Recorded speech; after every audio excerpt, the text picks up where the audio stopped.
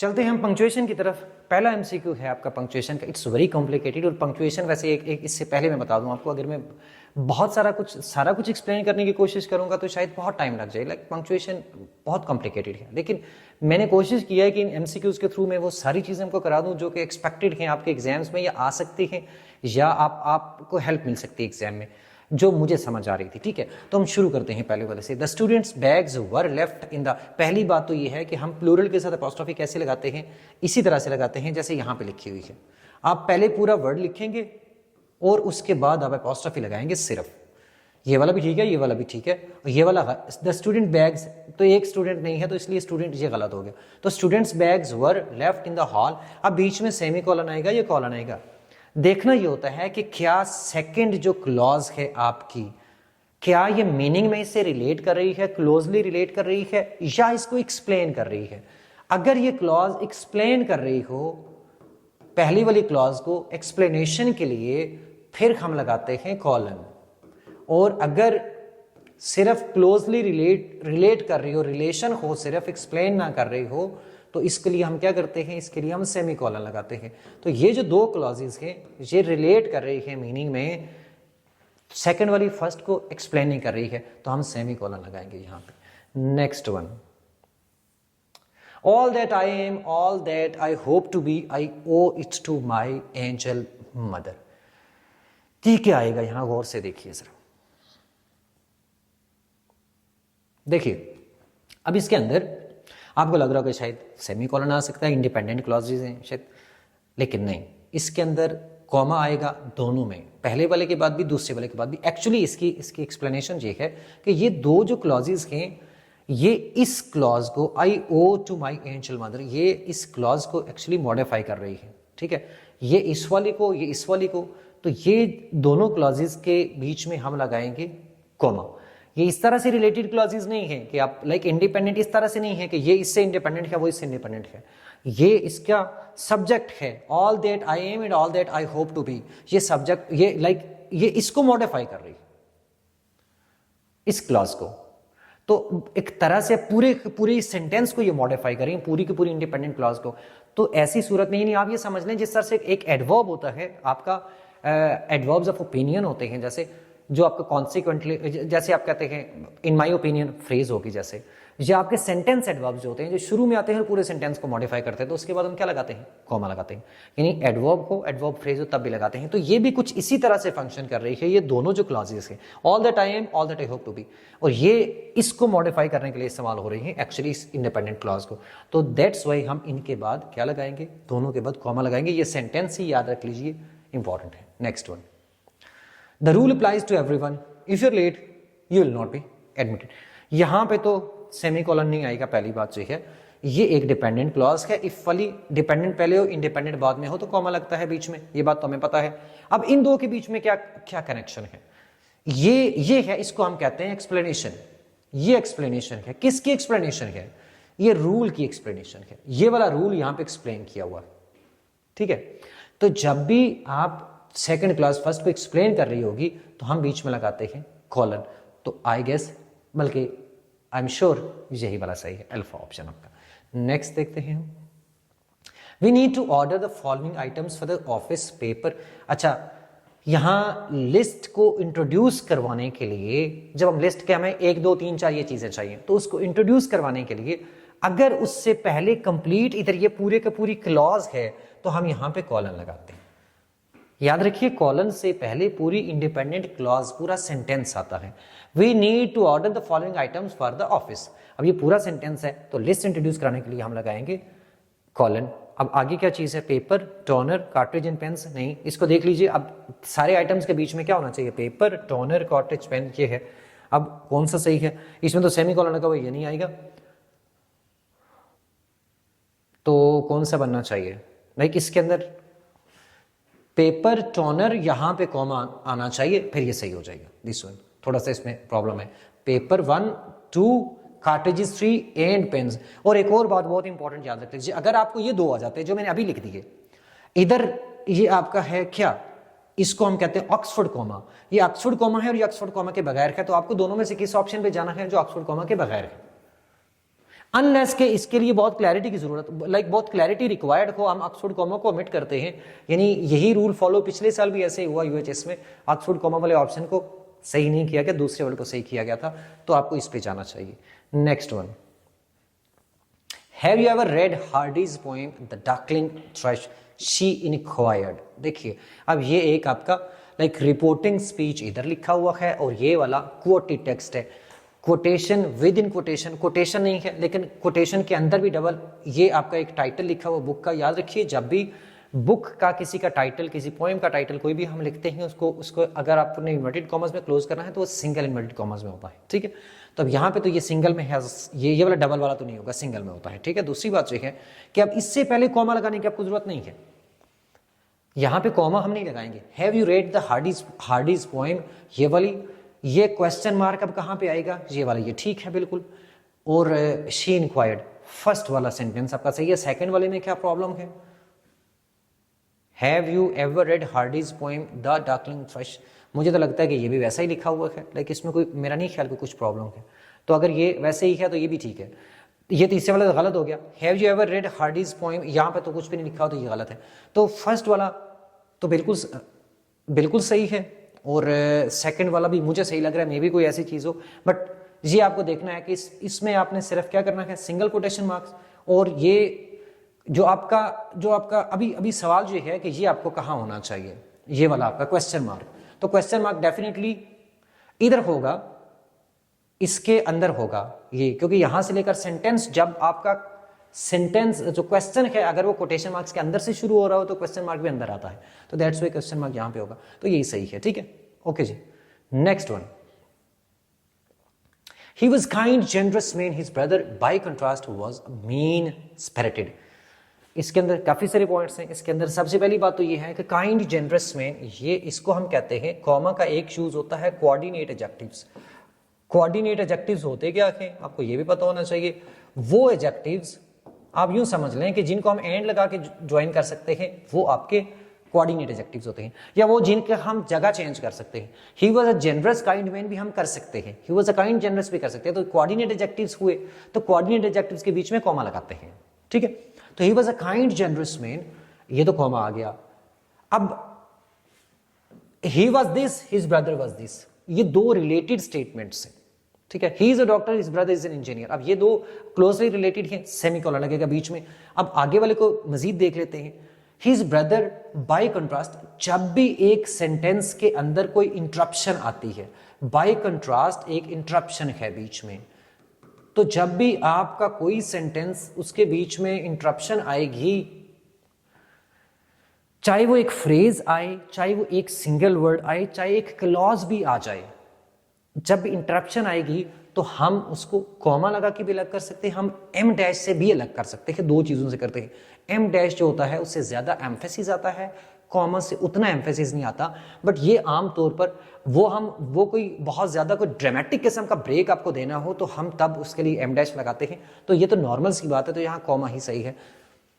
Bye contrast was mean spirited. अगली बात यह है कि जो मीन स्पिरिटेड है इसके अंदर भी आपको हाइफन होना चाहिए।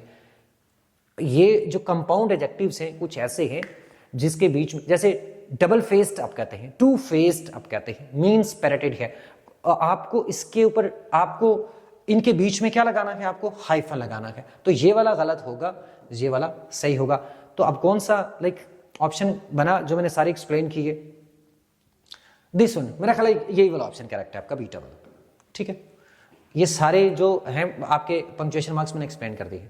Next one, I was told, he said the matter is closed. जी सिंपल बात यह है कि पहले तो ये है कि ये वाला अब यहाँ पे गलत है। यहाँ पे क्या गलती है, हमेशा पहले आपने सिंगल कोटेशन मार्क लगाना है फिर बाद में डबल लगाना है, ठीक है। इधर भी और आगे भी ऐसे ही होगा, ये यूं लगाएंगे, सिंपल ये याद रख लें। ये वाला आपका इसके अंदर आएगा, ये वाला इसके बाहर आएगा। So I was told comma he said the matter is closed. अब यहाँ पे हमने कॉमा लगा दिया, तो ये आपका, तो ये फुल स्टॉप क्या बाहर आएगा या अंदर आएगा, तो बाहर नहीं आएगा, ये वाला इसलिए गलत है। आई was told he said the matter is closed, ये वाले में क्या है, इधर आपका इधर डबल कोटेशन लगा हुआ है, इधर सिंगल लगा हुआ है, तो ये भी सही नहीं होगा। तो सही ऑप्शन कौन सा हुआ, दिस वन। वैसे आमतौर पर ब्रिटिश इंग्लिश का जो स्टाइल है उसमें जो क्वोटेड टेक्स्ट है उसके लिए हम लगाते हैं क्या, सिंगल कोटेशन मार्क्स, और जो क्वोट विद इन क्वोट है उसके लिए हमें डबल लगाना चाहिए। लेकिन हम उलट चलते हैं पाकिस्तान में, लाइक हम ब्रिटिश को ही फॉलो करते हैं लेकिन स्टिल हम बाहर डबल लगाते हैं। खैर डबल लगा सकते हैं लेकिन फिर भी आप अगर ज़्यादा बेहतर है कि बाहर सिंगल लगाएं अंदर डबल लगाएं, लेकिन हम इसके उलट चलते हैं। ये वो अमेरिकन इंग्लिश है, लेकिन आप खैर उसको इसी तरह से रखिए, बाहर डबल लगा हुआ है तो ठीक है, वो एक्सेप्टेबल है। She was an expert in pre Raphaelite art, whereas her colleague specialized in post-war modernism। अच्छा, ये प्री और पोस्ट वाले जो भी एडजेक्टिव्स होते हैं जब वो किसी नाउन से पहले लगते हैं, जैसे प्री वार है, पोस्ट, ये कुछ वर्ड्स याद रख लीजिए। अच्छा, ये जैसे प्री है, पोस्ट है और प्रो है, एंटी है, इसके साथ आपने जब ये किसी ये किसी नाउन से पहले ही तो लगेंगे तो आप इसको क्या करेंगे, और कैपिटलाइज वर्ड से पहले लगेंगे तो डेफिनेटली आप इसको इसके साथ हाइफन लगाएंगे। ठीक है, यानी एक तो ये है कि ये तो आपका खैर एक एडजेक्टिव बनता है। एडजेक्टिव जब भी आपका ना कंपाउंड इस तरह का एडजेक्टिव जब भी नाउन से पहले आएगा तो आप इसके साथ जरूर लगाएंगे। लेकिन एक और बात जो याद रख लीजिए इन वर्ड्स के बारे में, प्री, पोस्ट, एंटी एटसेट्रा। अच्छा, अब ये प्रो भी आता है इसके अंदर, एक्स भी आता है, प्लस अ कैपिटलाइज्ड नाउन। जब भी इनके बाद एक कैपिटलाइज्ड नाउन आएगा तो हम इसको क्या करेंगे, हम इनके साथ हाइफन जरूर लगाएंगे। जैसे हम कहते हैं प्री ट्रम्प मैं कहूं फॉर एग्जांपल, ठीक है। अच्छा, एंटी अमेरिका, तो अभी इससे इधर मैं आपको क्या लगाऊंगा, हाइफन लगाऊंगा। तो ये बात याद रखनी है आपने। तो ये अच्छा, यहां पे क्या होगा, प्री से पहले भी, और ये पोस्ट वॉर। यहां पोस्ट वॉर से पहले क्यों लगाएंगे, क्योंकि ये एक नाउन से पहले पोस्ट वॉर एक कंपाउंड एडजेक्टिव बनता है। तो जब भी दो या दो से ज्यादा वर्ड्स मिलकर एक एडजेक्टिव बना रहे हो और वो नाउन से पहले इस्तेमाल हो रहा हो तो फिर हम इसके साथ जरूर हाइफन लगाते हैं। तो कौन सा वाला सही बनेगा, देख लीजिए, जिसमें दोनों में लगा हुआ है, ठीक है। और वेयर एज से पहले क्या लगेगा, वेयर एज से पहले कॉमा लगेगा। तो this option is actually correct, क्योंकि इसमें पोस्ट वॉर में नहीं लिखा हुआ। तो ये वाला ऑप्शन बीटा जो है यहां पे ये करेक्ट है। नेक्स्ट वन देख लेते हैं। His brothers, sisters and cousins cars were all stolen. Apostrophe, जब आपको किसी एक बंदे की पोजेशन शो करनी है, अलग अलग दो बंदों की, दो तरह से पोजेशन होती है। अगर हम दो बंदों का जिक्र कर रहे हैं ना, मेरी कार और उसकी कार, अगर हम दोनों को मिला के एक ही कार है तो फिर क्या होगा, इसको कहते हैं जॉइंट पोजेशन। और अगर हम दोनों की अपनी अपनी कार है तो उसको हम कहते हैं इंडिविजुअल पोजेशन। तो इंडिविजुअल पोजेशन के लिए सब के साथ अपॉस्ट्रोफी लगाना है, जॉइंट पोजेशन के लिए एक ही दफा अपॉस्ट्रोफी लगाना है, सेकंड वाले के साथ, लास्ट वाले के साथ। तो यहां अब ये कार्स लिखा हुआ है, इसका मतलब है उसके भाई की, उसके सिस्टर की, कजन की, तीनों की कार्स जो है वो गुम हो गई है, तो सब के साथ अपॉस्ट्रोफी लगेगा, जैसे ये फर्स्ट वाले में लिखा हुआ है। ठीक, next one. He whispered, are you sure, she noted. जी देखिए इसमें क्या है, अब यहाँ पे फर्स्ट वाले में यहाँ कॉमा नहीं लगा हुआ, सेकंड में ये कॉमा लगा हुआ है, क्वेश्चन मार्क। ऑब्वियसली ये क्वेश्चन अंदर से शुरू हो रहा है तो क्वेश्चन मार्क भी अंदर आएगा, ये भी सही है। सेमी कॉलन है, ये दो आपकी रिलेटेड क्लॉजेज हैं, बहुत क्लोजली रिलेटेड हैं, तो सेमी कॉलन लगेगा, ये बिल्कुल सही है। So he whispered, are you sure, she noted, this one is correct. Maybe अब इसमें सिंगल सिंगल लगा हुआ है, इसको छोड़ दें आप, और दूसरा इसमें कॉलन लगा हुआ है, कॉलन नहीं आएगा, जहां पे सेमी कॉलन आएगा, ये रिलेटेड क्लॉजेज है। Next one, the event is on Thursday, bank holiday, so no one is working. अब देखिए बैंक हॉलीडे क्या हुआ। अच्छा, ये जो बैंक हॉलीडे है ये एक तरह की यानी नॉन एसेंशियल इंफॉर्मेशन भी आप कह सकते हैं, या आप इसको ये कह सकते हैं ये इसी को ये मॉडिफाई, इसी को एक्सप्लेन कर रहा है, इसको हम क्या कहते हैं, जो आपका पॉजिटिव होता है। ठीक है, the event is on Thursday, तो ये जो बैंक हॉलीडे है ये थर्सडे के ही कहा गया है। ठीक है, तो ऐसी इंफॉर्मेशन जो आपकी आपकी जो होती है ना, वो आपका वो क्या कहते हैं, पॉजिटिव वाली जो पॉजिटिव फ्रेज होती है जो, वो आप क्या करते हैं, उसके लिए आप दोनों तरफ कॉमा भी लगा सकते हैं, ये नॉन एसेंशियल एक तरह की इंफॉर्मेशन है, और आप इसको इसके साथ आप हाइफन भी ये भी लगा सकते हैं, सॉरी एम डैश भी लगा सकते हैं, दोनों लगा सकते हैं। तो यहां ये हाइफन है, हाइफन नहीं लग सकता, कॉमा होता तो दोनों तरफ अगर इधर होता तो फिर ये सही था, ये वाला, तो दिस वन इज करेक्ट। तो इसमें तो सेमी कॉलन लगा हुआ है, सेमी कॉलन नहीं लग सकता। तो जो आपका होता है ना पॉजिटिव फ्रेज, उसके दोनों तरफ कॉमा लगा सकते हैं, उसके दोनों तरफ एम डैश पे लगा सकते हैं। अ पेयर ऑफ कॉमा या a pair of em dash दोनों सही होते हैं। The party lasted, we knew it would, far longer than planned. अब क्या हुआ, ये है इंटरप्शन। यानी मैंने आपको बताया था कि आप एक सेंटेंस लिख रहे हैं, सेंटेंस बोल रहे हैं, the party lasted far longer than planned, ये सेंटेंस है, ये बीच में इंटरप्शन है। तो जब भी एक सेंटेंस ब्रेक होता है बीच में, उसके बीच में इंटरप्शन आती है, तो आप उसके लिए या तो कॉमा, आमतौर पर हम कॉमा भी लगा सकते हैं, पेयर ऑफ कॉमा, लेकिन एम डैश सबसे बेहतर आपके लिए होता है। ठीक है, आप एम डैश लगाएंगे। कॉमा उस वक्त लगाते हैं जब एम्फेसिस की जरूरत नहीं होती, पेयर ऑफ कॉमा लगा सकते हैं आप, लेकिन उस वक्त लगाते हैं जब नॉर्मल टोन है। अगर आप एम्फेसाइज करना चाह रहे हैं तो एम डैश की जो फोर्स होती है वो ज्यादा होती है। तो यहाँ पे भी वी न्यू इट वुड, ये आपका, अब देखिए यहाँ पे तो आगे एक्सक्लेमेशन लगी हुई है, तो अब तो ये तो एम्फेसिस है, तो ऑब्वियसली एम डैश ही आएगा, ये वाला तो आ ही नहीं सकता, तो एम डैश आएगा। अब अगला सवाल ये है कि क्या ये जो एक्सक्लेमेशन मार्क है ये इधर होना चाहिए, एम डैश से पहले होना चाहिए? तो ये जो इंटरप्शन है ना पूरी की पूरी, वो आपकी यहां से वी न्यू इट वुड यहां तक है और इसके समेत है। हम ये वाला इसका हिस्सा है, इसलिए एम डैश से पहले एक्सक्लेमेशन लगाएंगे। तो ये दो पंक्चुएशन मार्क इकट्ठे आ सकते हैं। इस सूरत में एक्सक्लेमेशन मार्क आपकी एम डैश से पहले लगेगी। ये एम डैश क्योंकि ये वाला इसका हिस्सा है, ठीक है, ये आगे करेंगे तो कुछ गलत हो जाएगा, तो ये वाला सेंटेंस आपका सही होगा। Next one, he said yes we will, it is a good idea. इसको जरा गौर से देखिए कैसे हुआ है, ये कैसे इस्तेमाल हुआ भाई, गौर से देख लें कि जब इस तरह से कोटेशन ब्रेक होती है, लाइक आपके दो हिस्से होते हैं, कभी रिपोर्टेड स्पीच दरमियान में लिखा हो, कभी शुरू में लिखा हो, तो हम किस तरह से करते हैं मैं समझा देता हूँ। ही सेड, कॉमा सही है, ये तीनों सेंटेंसेस सही है, गलत इनमें कोई भी नहीं है। Yes comma we will, yes या नो या कोई भी इंट्रोडक्टरी एडवर्ब होता है ना, ये इंट्रोडक्टरी एडवर्ब है, ठीक है, यस है, नो है, ऑफ कोर्स है, कॉन्सिक्वेंटली है, एज अ रिजल्ट, अब कुछ भी कह सकते हैं। तो ये इसके बाद हमेशा हम कॉमा लगाते हैं। वेल है, उसके बाद भी कॉमा लगता है, तो ये कॉमा लगा, वी विल। अब यहां पे सेंटेंस फुल स्टॉप है तो अगला कैपिटल होगा ऑब्वियसली, तो ये दो सेंटेंसेस इकट्ठे आप कोट कर सकते हैं, ये तो बिल्कुल नॉर्मल बात है। अब दो सेंटेंसेस को आप बीच में ब्रेक करके भी कर सकते हैं। ये पहले लिखें यस वी विल, पहले कॉमा, फिर डबल कॉमा, फिर आप इन्वर्टेड कॉमा, यहां फुल स्टॉप आ गया, आगे वाला कैपिटलाइज हो गया, सही है। अब यहां फुल स्टॉप लगेगा, yes we will full stop it's a good it. तो ये आई होप के ये आपको क्लियर होगी, ये तीनों इस तरीके से करते हैं, ये इतनी कोई मुश्किल बात नहीं है, ये आपको समझ आनी चाहिए, ठीक है। नेक्स्ट एमसीक्यू है हमारा, the man who was wearing a hat left quickly the woman stayed. सबसे पहली बात तो ये है, बंदा चला गया, औरत रह गई, दो रिलेटेड क्लॉजेज हैं, दोनों के बीच में सेमीकोलन आएगा। अब ये जो बीच वाला हिस्सा है, who was wearing a hat, ये इसके बारे में है। अब इसमें आप इसको अलग करने के लिए आप इसको ये एक तरह की लाइक वो इंफॉर्मेशन है जो पैरेंथेसिस में भी आ सकती है, अब पेयर ऑफ कॉमास में भी आ सकती है, और आपका लाइक एम डैश में भी आ सकती है। ये इसके लिए अब सवाल ये है कि इन दोनों में से, ये कॉमा भी यहाँ पे सही है और एम डैश भी सही है, दोनों में से कौन सा ज्यादा बेहतर है? तो कॉमा और एम डैश में डिफरेंस ये होता है कि जब आप इस तरह की इंफॉर्मेशन को, नॉन एसेंशियल क्लॉज होती है, जैसे ये नॉन एसेंशियल क्लॉज है, अब ये आपकी जो है ना वो दोनों तरीके से लिखी जा सकती है, ठीक है। अब आपने इन दो में से अगर एक को चूज करना हो तो आप एम डैश वाले को चूज करिए, और अगर ये एम डैश वाला नहीं है तो कॉमा वाला भी सही है, ठीक हो गया।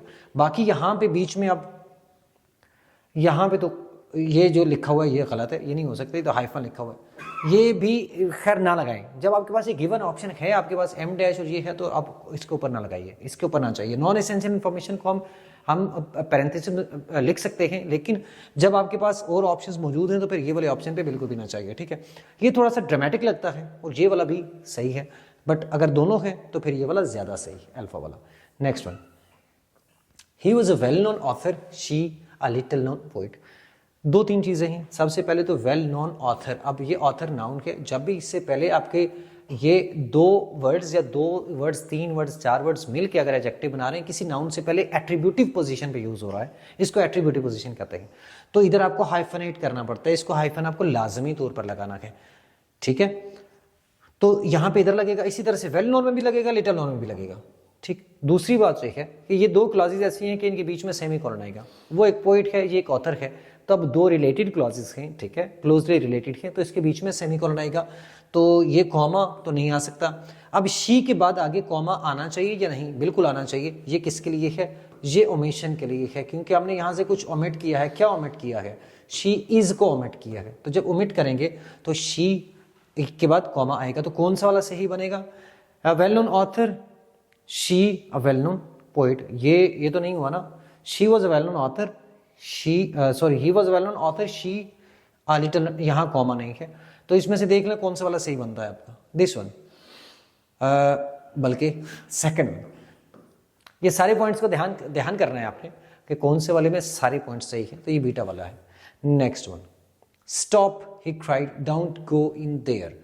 अब स्टॉप के आगे आपका एक्सक्लेमेशन आ गया, सही है। इन्वर्टेड कॉम, अब ये इन्वर्टेड कॉमर्स में है। ही क्राइड भी ठीक है। फुल स्टॉप आ गया, यहाँ पे रुक गया क्योंकि ये पूरा सेंटेंस आपका कंप्लीट हो गया। स्टॉप ये कंप्लीट हो गया। डोंट गो इन देयर, अब इसको आपने इन्वर्टेड कॉमर्स में लिखा, इधर फुल स्टॉप अंदर आएगा, बाहर नहीं आएगा। तो ये वाला आपका सही है। Stop he cried, don't go in their.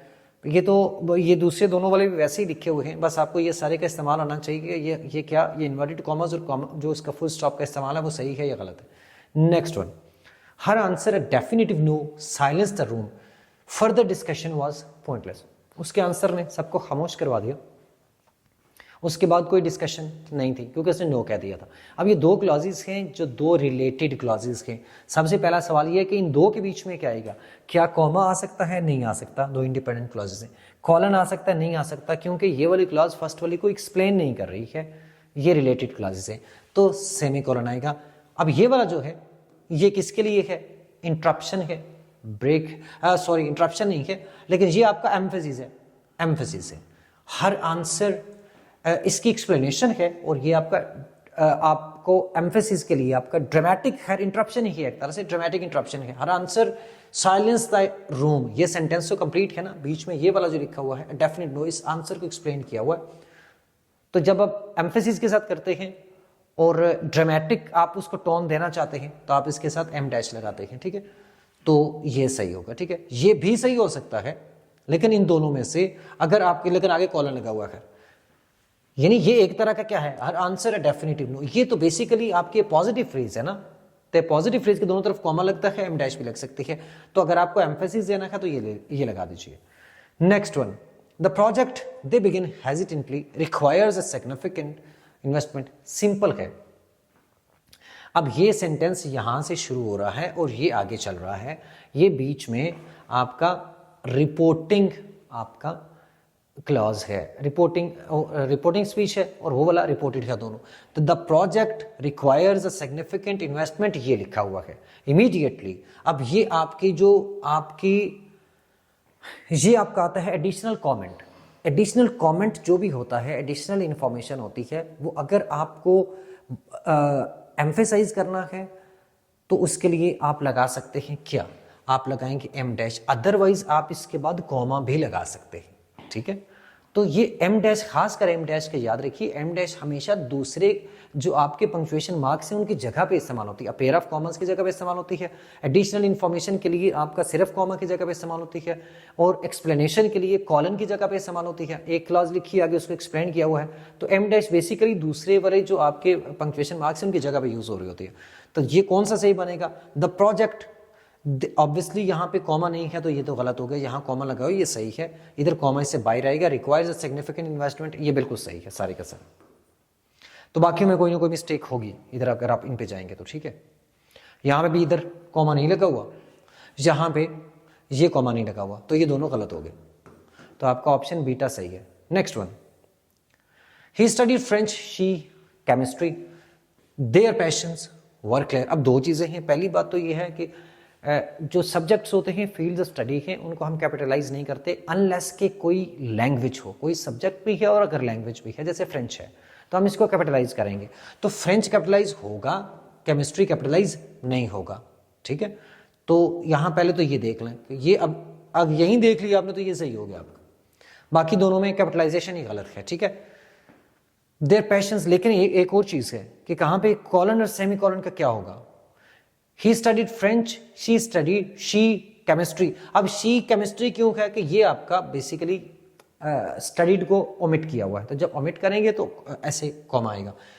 He studied French, she chemistry, ठीक है। अच्छा, शी स्टडीड केमिस्ट्री, ये बेसिकली आपकी दो क्लॉजेस हैं, तो इनके बीच में क्या आना चाहिए, ये भी सवाल है, ये कॉमन नहीं आ सकता, सेमीकोलन आएगा। He studied French, he studied chemistry, their passions were clear. अब आपका ये वाली जो स्टेटमेंट है इस सारे को बेसिकली एक्सप्लेन कर रही है। उनका पैशन क्लियर था, क्या पैशन था, ये इसको आप ये कह सकते हैं पैशन क्या था, एक ने फ्रेंच पढ़ना है, दूसरे ने केमिस्ट्री पढ़नी है, तो ये आपकी सेकंड वाली क्लास फर्स्ट वाली क्लास को एक्सप्लेन कर रही होती है, ठीक है। तो ये दो डिफरेंट क्लॉजेज ने, इनके बीच में आएगा कॉलन। अब देखना है सेंटेंस कौन सा सही बनता है, मैं आपको बता देता हूं। इसको आप यूं कर ले, इस वाले को सही कर लें, ही studied French, F capital, she studied chemistry, ये सही है, देयर पैशंस वर क्लियर, ये आप सही बनेगा, बाकी ये सारों में कोई ना कोई मसला है, ठीक है। तो इस तरीके से कर लेंगे। नेक्स्ट वन, अब एक्चुअली एक के अंदर बहुत सारे एरर्स हैं, एक उसके अंदर बहुत सारे पंक्चुएशन मार्क्स हैं, तो आप इसलिए कंफ्यूज हो रहे हैं। मैंने कोशिश की है कि इन सबको हम अगर डिफरेंट एमसीक्यूज में अगर इकट्ठा करके करेंगे, बजाय इसके कि एक कॉलन के ऊपर एक, सेमीकोलन के ऊपर एक, उस तरह से फिर आपका बहुत ज्यादा टाइम लग जाएगा। Consequently we must act, the situation is not is critical, ये है आपका सेंटेंस एडवर्ब जो सेंटेंस के शुरू में इस्तेमाल होता है, तो इसको हमेशा हमेशा हम कॉमा लगा के अलग करते हैं। तो कॉन्सिक्वेंटली वी मस्ट एक्ट, ये सही है, ये दूसरी क्लॉज है। तो दो रिलेटेड क्लॉजेज के बीच में क्या लगेगा, सेमीकोलन लगेगा, और इससे पहले कॉमा है, तो ये सही होगा। Next one, she read the Economist from cover to cover, he only the sports section. Economist magazine को वो कवर टू कवर शुरू से आखिर तक पढ़ती थी, और वो जो था वो ऐसे ही होते हैं हमेशा, वो बीच में से स्पोर्ट्स वाला पेज पढ़ लेता था, ठीक है। सो अब ही स्टडीड की जगह ओमिट किया हुआ है, तो कॉमा आएगा, ये सही है। यहाँ पे नहीं किया हुआ, यहाँ होना चाहिए। और दो क्लॉजेस हैं, बहुत क्लोजली रिलेटेड है। जब भी कंट्रास्ट भी बयान किया जाता है ना, तो रिलेटेड क्लॉजेस होती है। जैसे मैं कहता हूँ I like T, he likes coffee, तो अब ये भी कंट्रास्ट है, he is going north, I am going south, ये ऑपोजिट बात है, लेकिन ऑपोजिट का भी क्लोज रिलेशन होता है, ठीक है। तो इसलिए इनके बीच में भी सेमीकोलन लगता है, तो ये वाला सही है आपका। Next one, The verdict unjust in our view stood, the appeal had failed। बहुत इंपॉर्टेंट है ये वाला, the verdict unjust, एक दफा आप देख लें, आप लोग क्या करेंगे इसको, the verdict unjust in our view stood, the appeal had failed। अब ये देखना है, सबसे पहली बात तो ये है कि unjust in our view, ये इसके बारे में, इसके ऊपर एक कमेंट हुआ है, तो इसको आप, इस कमेंट को आप कॉमा भी लगा के अलग कर सकते हैं, आप एम डैश भी लगा के अलग कर सकते हैं, ये नहीं कर सकते हैं, ठीक है। अब ये वाला भी सही है, अगर इसकी बात है तो यहां तक तो ये सही है। अगली बात ये है कि इनके बीच में इधर क्या आना चाहिए, द अपील हैड फेल्ड, ये क्या इसको एक्सप्लेन कर रहा है या ये रिलेटेड क्लॉजेस है, तो ये एक्चुअली इसको एक्सप्लेन कर रहा है। वर्डिक्ट जो है, वो जो फैसला था वो कायम रहा, अपील फेल हो गई एक्चुअली, तो इसका मतलब ही यही है, वर्डिक्ट कायम रहने का मतलब है अपील फेल हो गई, ठीक है। तो ये रिलेटेड क्लॉजेस नहीं है, ये इसको एक्सप्लेन कर रहा है एक्चुअली, इसी की एक्सप्लेनेशन है, ठीक है। तो आपका ये बीच में इनके कॉलन आएगा, तो ये वाला सही होगा। His expertise in post-war European history was unmatched. His book a bestseller.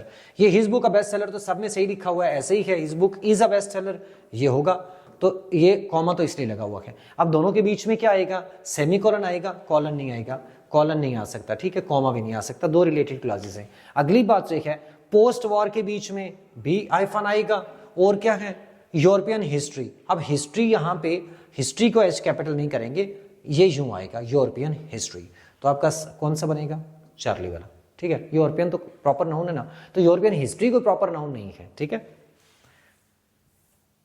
He excelled at mathematics. She, however, preferred French literature. तो फ्रेंच तो डेफिनेटली कैपिटल होगा, ये वाला गलत है। She excelled at mathematics. She, however, अब ये क्या है जी, यहां पे हम देखते हैं क्या लगेगा। She, however, preferred, he excelled at mathematics. She preferred French। तो दो चीजें हैं, एक ने मैथमेटिक्स किया, दूसरे ने फ्रेंच किया, फ्रेंच लिटरेचर। तो अब यहां दो क्लॉजेस के बीच में सेमीकोलन आएगा, और ये जो हाउएवर है ना, जब भी ये सेंटेंस के बीच में हाउएवर है, देयरफॉर है, नेवरदलेस है, अगर एक ही क्लॉज के अंदर आएगा तो इसके दोनों तरफ कॉमा लगता है, ठीक है। तो यहां पे कौन सा वाला सही बनेगा, यही वाला ऑप्शन आपका सही बनेगा। Next one, undoubtedly the plan was risky, it required absolute secrecy. Undoubtedly आपका, डेफिनेटली आपका, ये सेंटेंस एडवर्ब है, सेंटेंस के शुरू में सवाल हुआ है तो इसको कॉमा लगा के अलग करेंगे, ये वाला गलत है, ये वाला भी गलत है।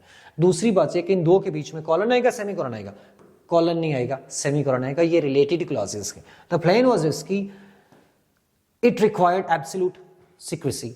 तो ये सेकंड वाली क्लॉज और फर्स्ट वाली क्लॉज के बीच में आपका एक क्लोज रिलेशन जरूर है, लेकिन ये सेकंड वाली फर्स्ट वाली को एक्सप्लेन नहीं कर रही है, ठीक है। तो ये आपको समझना है, ये एक मुश्किल बात है जो मुश्किल से समझ आती है कि क्या दो क्लॉजेस आप सिर्फ रिलेट कर रही है या सेकंड वाली फर्स्ट वाली को एक्सप्लेन कर रही है। The author's latest novel the midnight code is a thriller, it is her best work yet. Okay, अब आपका इधर आप कॉमा लगाएंगे या आप एम डैश लगाएंगे, फिर वही बात आ गई, बार बार आ रहा है, ये तो नहीं आ सकता, यूं भी नहीं आएगा, ये कॉमा लग सकता है या ये लग सकता है। तो आप ये आप थ्रिलर है, आप एक ड्रामेटिक किस्म के आप टोन इसको देना चाह रहे हैं तो बेहतर है आप एम डैश लगे। अगर आपके पास दो ऑप्शंस आते हैं ना, दोनों एम डैश और कॉमा वाला, तो एम डैश पे जाइए, ये सही है। और इसके बीच में क्या है, यहाँ पे सेमी कॉलन, इट इज, हाँ ये दो। और दूसरी बात यह है कि यहाँ कॉलन लगा हुआ, ये तो हो ही नहीं सकता ना, कॉमा वाला हम इसलिए नहीं चूज कर सकते कि आगे कॉलन लगा हुआ है। ये दो क्लॉजेस के बीच में कॉलन नहीं आ सकता। ऑथर का जो नॉवल है वो एक थ्रिलर है और ये उसका बेस्ट वर्क है अभी तक का। ये दूसरी बात बताई है उसने कि ये अभी तक का, यानी एक एडिशनल बात है, उसी के बारे में है, रिलेटेड है, लेकिन ये एक बड़ा जबरदस्त किस्म का नॉवल है और ये अभी तक का सबसे बेस्ट नॉवल है। तो ये एक्सप्लेनेशन नहीं है इसकी, ये एक एडिशनल बात है, साथ एक एडिशनल बात कर दी कि अभी तक की राइटिंग में सबसे अच्छा था। तो ये आपका, इसको आपको समझना है, ठीक है। He said I object, the chairman overruled him। अब क्या हुआ, उसने कहा मैं ऑब्जेक्ट करता हूं, चेयरमैन ने उसको ऑब्जेक्शन को ओवररूल कर दिया। तो अब ये दो रिलेटेड क्लॉजेज हैं, सेमीकोलन आएगा बीच में, और बाकी देखते हैं कि कहां पे कैसे होगा। I object, he said comma I object, the chairman overrule. अच्छा, अब आपका यहां पे ये वाला तो नहीं आएगा, ये यहां पे कॉमा नहीं है, तो ये तो हो गया गलत आपका। और ये वाला यहाँ पे कॉमा लगा हुआ है इधर, ये तो बीच में कॉलर सेमी कॉलन होना चाहिए, तो ये भी गलत हो गया। तो ये आपका अब सवाल ये है कि इन दोनों में से ये दो में से कौन सा आएगा, इन दो में डिफरेंस क्या है। इन दो में डिफरेंस ये है कि एक आपका सेमी कॉलन अंदर है, एक आपका सेमी कॉलन बाहर है। तो अब आपको देखना है कि इसको कहाँ पे होना चाहिए। तो ही सेड आई ऑब्जेक्ट, ये आपका यहाँ पे आएगा सेमी कॉलन, बीटा वाला आपका सही होगा, ठीक है। सेमी कॉलन आपका इसके अंदर आएगा। Next one, it is not fair shouted Martin. अब ये आपके आखिरी 5-6 सेंटेंसेस हैं जिसकी पंक्चुएशन नहीं हुई, हमने इसकी पंक्चुएशन करनी है, ठीक है। तो देख लेते हैं इसको, आप एक दफा रोक के इसको पंक्चुएशन करिए, उसके बाद मैं कराता हूं। इट इज नॉट फेयर, ये तो सही है कि शाउटेड मार्टिन, मार्टिन ने कहा, तो ये इसके कोटेड वर्ड्स हैं, तो आपका ऐसे ही आएगा। कोच लुइस नेवर, तो यहां पे भी ये वाला भी उसी के कोटेड वर्ड्स हैं। Coach Luis never lets me start the game, बस इतना सा रही है इसके अंदर कि यहां पे आपको इन्वर्टेड कॉमर्स लगाने हैं। नेक्स्ट सेंटेंस क्या है, there is a slavery that no legislation can abolish the slavery of caste. अब क्या है, जब भी एक क्लॉज लिखी हुई है there is a slavery that no legislation can abolish, ये तो हो गया। अच्छा, अभी यहां तक हो गया आपका, इधर तक एक क्लॉज आ गई, यहां से लेकर यहां तक। ये जो हिस्सा है ये इसकी एक्सप्लेनेशन है, वो कौन सी वाली स्लेवरी है। ये स्लेवरी को एक्सप्लेन किया गया कि जिसको कोई भी कानून भी उसको खत्म नहीं कर सकता, वो है स्लेवरी ऑफ कास्ट। अब ये आपका, जब भी आपका सेकंड वाला हिस्सा फर्स्ट वाले हिस्से को एक्सप्लेन कर रहा हो तो आप कॉलन लगाएंगे, चाहे ये एक फ्रेज है, चाहे ये एक वर्ड है, चाहे एक पूरी क्लॉज है। ये फ्रेज भी हो सकती है, एक्सप्लेनेशन, क्लॉज भी हो सकती है, वर्ड भी हो सकता है। फॉर एग्जाम्पल आप कहते हैं he needs only one thing, colon freedom, एक वर्ड भी आ सकता है आगे। तो आप कॉलन के बाद आगे जो भी एक्सप्लेनेशन लिखेंगे, चाहे वो एक वर्ड है, फ्रेज है, या आपका लाइक सेंटेंस है, यानी एक्सप्लेनेशन जब भी होगी तो आप कॉलन लगाएंगे। Next one, he wanted to pursue medicine however he was uncertain. Simple है, हाउएवर के बाद हम कॉमा लगाएंगे, ठीक है। ये आपका कंजंक्टिव एडवर्ब है। Take away that bauble said Cromwell pointing to the mace which ले अपॉन द टेबल। अब ये कुछ कोटेड वर्ड्स हैं क्रॉमवेल के, तो वो इसको इन्वर्टेड कॉमा आपको लगाना है। टेक अवे दैट बॉबल, यहां पे ये कॉमा आएगा, फिर inverted comma, said Cromwell comma pointing to that mace, ये जो मारेगा, ठीक है। Next one, there is only one cure for the evils which newly acquired freedom produces. And that cure is freedom. क्या होगा? सिंपल बात यह है कि यहां से लेकर यहां तक आपकी एक क्लॉज है, सिंपली कॉमा लगा दीजिए एंड से पहले। देर इधर सब्जेक्ट कुछ और है, सेकंड वाले का सब्जेक्ट कुछ और है। जब भी दो लंबी लंबी क्लॉजेज होती है ना, एंड से ज्वाइन हुई होती हैं, तो तब भी एंड फ्रेम वॉइस है तो हम कॉमा लगाते हैं फ्रेम वॉइस से पहले, ठीक है।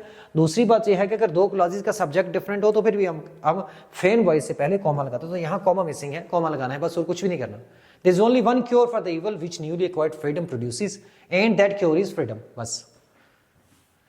Next one, history it has been said is the essence of. अब इट हैज बीन सेड एक इंटरप्शन है, ये सेंटेंस है, history is the essence of innumerable biographies. तो अब इट हैज बीन सेड को आप कॉमा लगा के इलेक्ट करेंगे, नॉर्मल है, कोई ड्रामेटिक इंटरप्शन नहीं है। नेक्स्ट वन आपका, lily is an accomplished gymnast, she one 3 medals in her last competition. Simply दो के बीच में आप सेमीकोलन लगा दें, दो रिलेटेड क्लासेस के, बस और कुछ नहीं है। Next one, we visited Lahore in spring, the weather was perfect for sightseeing and photography. तो ये भी सिंपल दो क्लॉजेस हैं जो कि इंडिपेंडेंट क्लॉजेस हैं और क्लोजली लिंक करती हैं, तो इनके बीच में सेमीकोलन सही है। Next one, that's all. So ये थी आपकी पंक्चुएशन। आई होप कि इससे आपको जरूर कुछ ना कुछ हेल्प मिलेगी, और गुड लक सबको।